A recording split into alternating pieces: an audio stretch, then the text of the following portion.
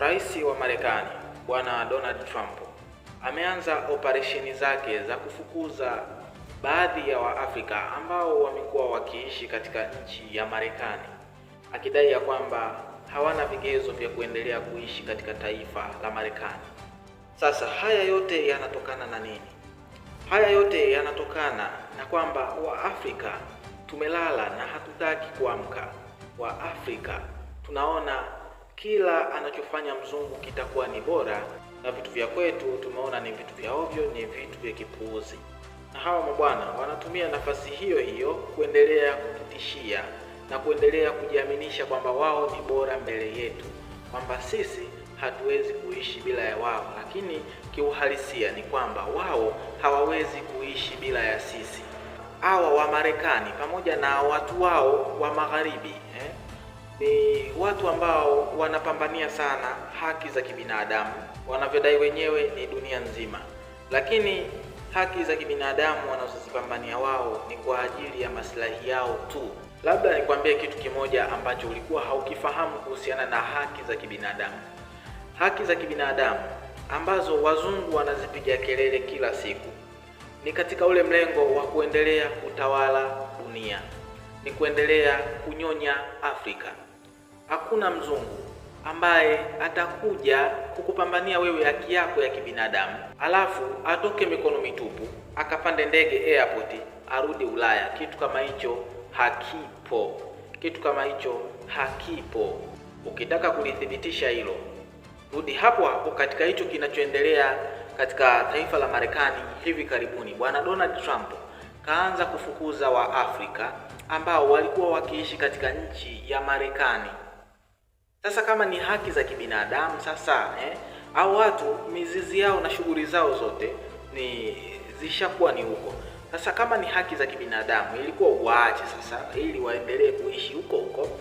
Sasa basi Bwana Donald Trump, rais wa Marekani, kufuatia kuwafukuza Waafrika ambao walikuwa wakiishi katika taifa la Marekani, akaunganisha na ile kauli ya Captain Ibrahim Traore ya kwamba watu wanaoishi katika nchi za Afrika kutoka katika nchi tofauti tofauti za Afrika, alimradi wewe unaishi Afrika, basi kuingia katika taifa la Burkina Faso unaingia bila ya visa.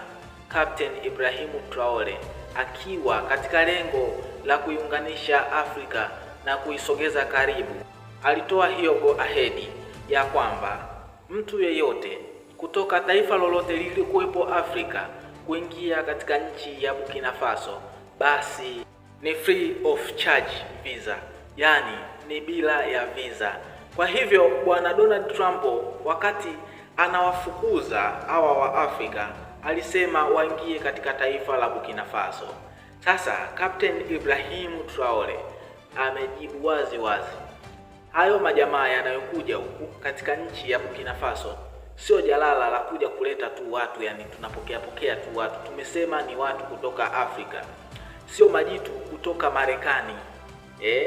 Nilipenda sana hiyo kitu na nilitamani marais wote wa Afrika wangekuwa kama hivyo.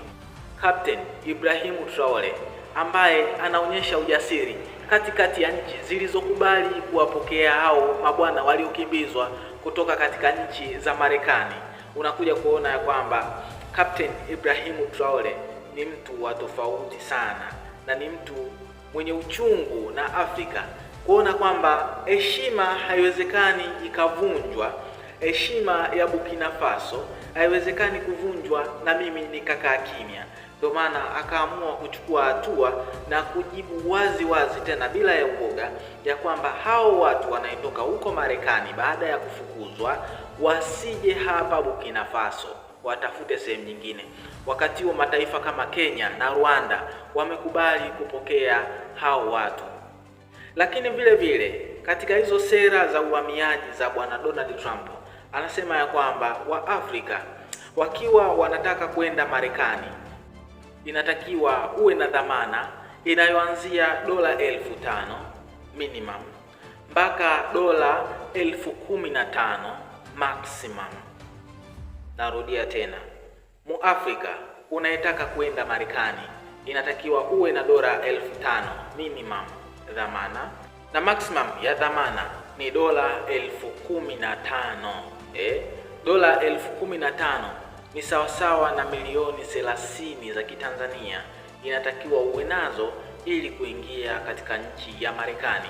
Yaani hawa mabwana sasa wanataka kuendelea kutuaminisha kwamba Marekani ni kama peponi, wakati Marekani watu wanalala na njaa. Tena afadhali huku kwetu Afrika tunawezekana tukawa na kitu cha kujivunia bado, lakini hawa mabwana wanaendelea kutuaminisha kwamba Marekani ni kama peponi. Kumbe hakuna.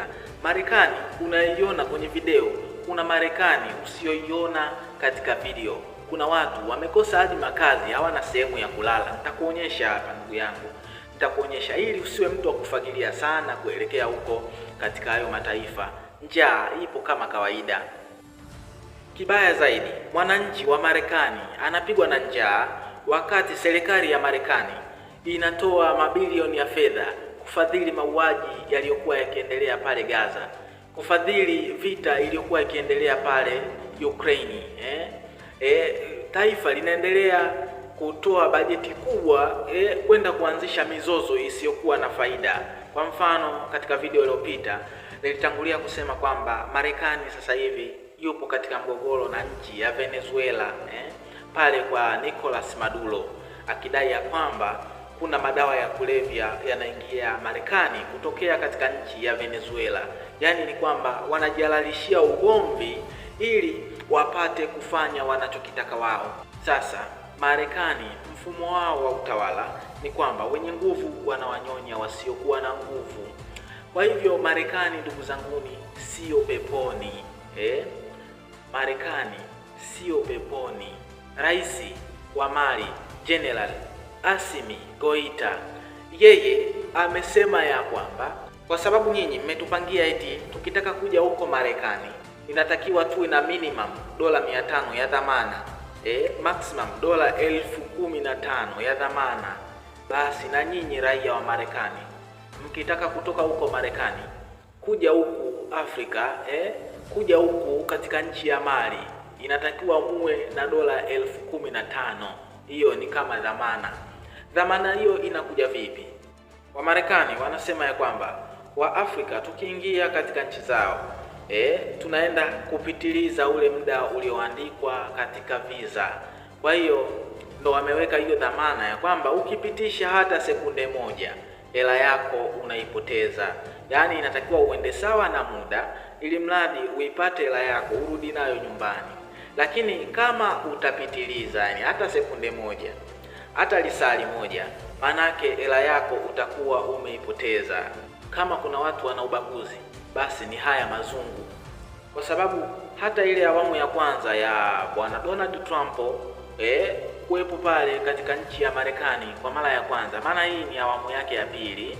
Kuna ile awamu ya kwanza alikuja na sera kama hizi. Black America walifanyiwa vitu vibaya sana. Wa Afrika ndugu zetu waliokuwa wakiishi kule Marekani walifanyiwa vitu vibaya sana. Na hii kama nilivyotangulia kusema inatokana na kwamba hatujiheshimu, na hakuna mtu ambaye atakuheshimu kama haujiheshimu. Afrika tuelimike, tusiwe wasomi.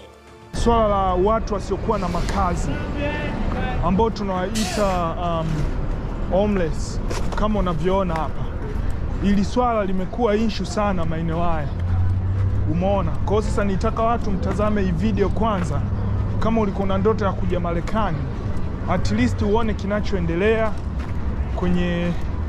kwenye swala la makazi, ujue kwamba huku sio asali peke yake, kuna shida pia, especially kama mambo yakienda ndivyo sivyo, ndio unaweza ukaishia kwa kwenye mazingira kama ya watu. So tembea na mimi ili uweze kujionea kinachoendelea hapa. Watu ni watu ambao wanaishi, ambao hawana makazi. Hali imekuwa ngumu, maisha ndio yamekuwa kama hivyo.